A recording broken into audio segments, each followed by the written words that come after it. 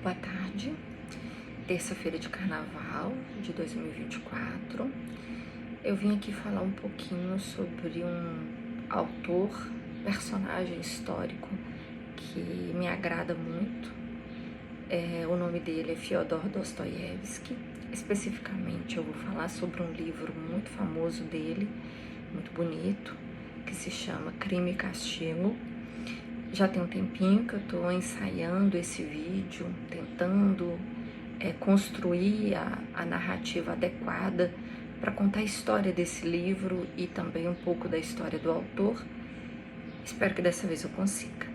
Primeiro, um pouquinho sobre Dostoiévski. Ele era filho de um médico, o que seria hoje uma classe média russa, filho de uma classe média russa. O pai dele estava muito ligado ao tratamento de doentes em vulnerabilidade social, especialmente crianças, em um hospital infantil. Então Dostoiévski desde cedo lidou com as diferenças sociais que existiam na Rússia naquele tempo e que eram abismais, não sei se existe essa palavra, mas eu quis dizer que havia um grande abismo social entre a alta sociedade russa, que apoiava o czar, e o povo, propriamente, que em sua grande maioria vivia na miséria. Esse era o contexto social da Rússia do século XIX e que impactou muito, sobremodo, a forma da escrita do Dostoiévski, a natureza da sua escrita, os seus pensamentos, né? Especialmente na sua juventude. Em dado momento ele associou a um grupo que era contra o czar e a monarquia. Esse grupo foi preso pela polícia russa, sendo que Dostoiévski é um dos seus integrantes e tantos outros, mas eu vou falar aqui especialmente do Dostoiévski, foi condenado à morte.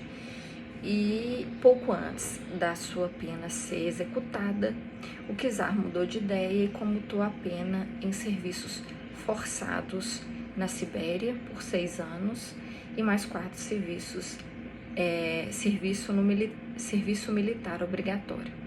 Ele ficou então 10 anos afastado do cenário político, social, cultural da Rússia do século XIX. E quando ele volta, logo depois dessa volta dele, ele produz esse livro que se tornou um clássico, um dos livros mais importantes da história da literatura mundial.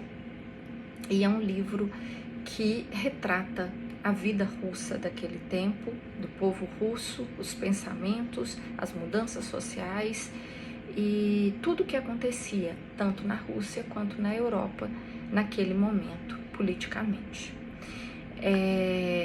Bom, vamos falar então agora sobre o livro propriamente. O livro se inicia contando a história do Raskolnikov.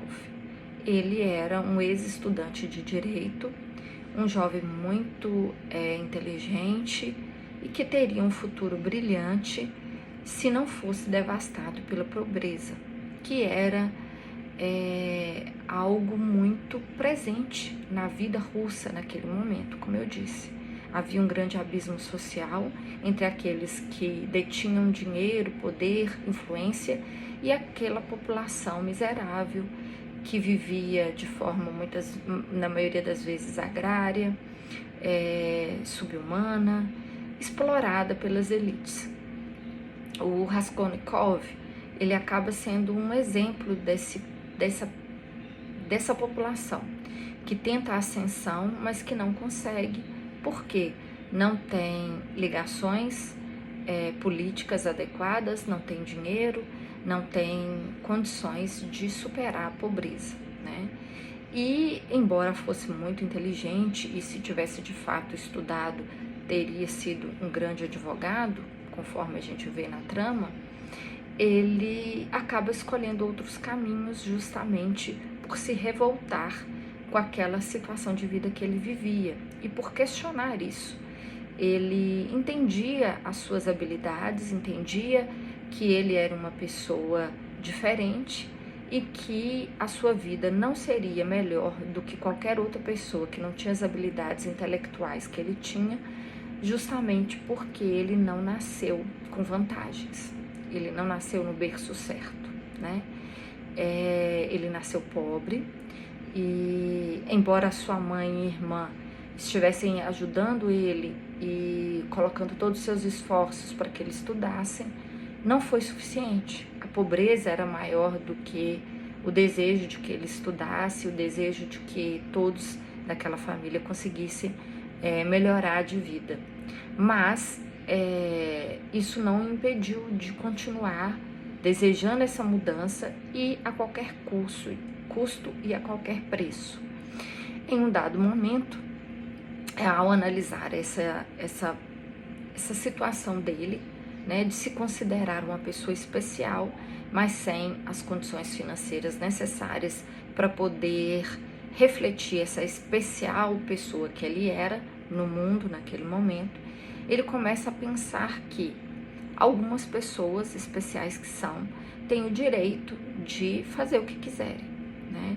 E aí ele começa a criar uma narrativa mental de que ele podia fazer o que ele quisesse porque ele era especial, extraordinário, e que as pessoas extraordinárias, elas têm um direito inato delas de fazer o que quiserem, como quiserem.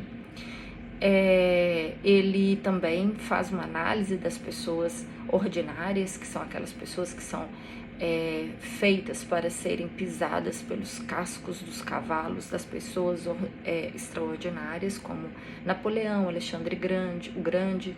Ele vai pegando esses personagens históricos famosos e fazendo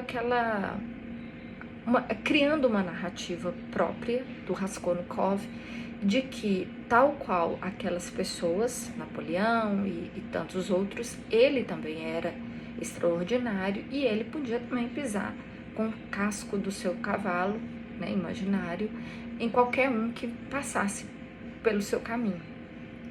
E isso era um direito inalienável dele por ele ser extraordinário.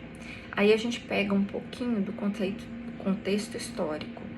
A Rússia e a Europa, o mundo em si, vivia um momento de descrença na fé, né? De descrença. E essa descrença vinha muito dos estudos científicos apresentados por Charles Darwin, em que mostrava a teoria da evolução das espécies e que quebrava os dogmas da Igreja Católica em relação à criação do ser humano. Partia isso. E isso partiu a sociedade da época também. E esse pensamento, ele se refletiu num pensamento chamado nihilista, né? E esse pensamento nihilista, ele está todo impregnado nessa obra Crime e Castigo, e especialmente na figura do Raskolnikov, que é o anti-herói, o personagem principal que a gente ama odiar, né? E eu digo isso, ama odiar, porque ele faz algo absurdo, abjeto, e em certos momentos, em muitos momentos da narrativa do livro, a gente torce por ele, mesmo sabendo que ele é um criminoso e que o que ele cometeu é indesculpável.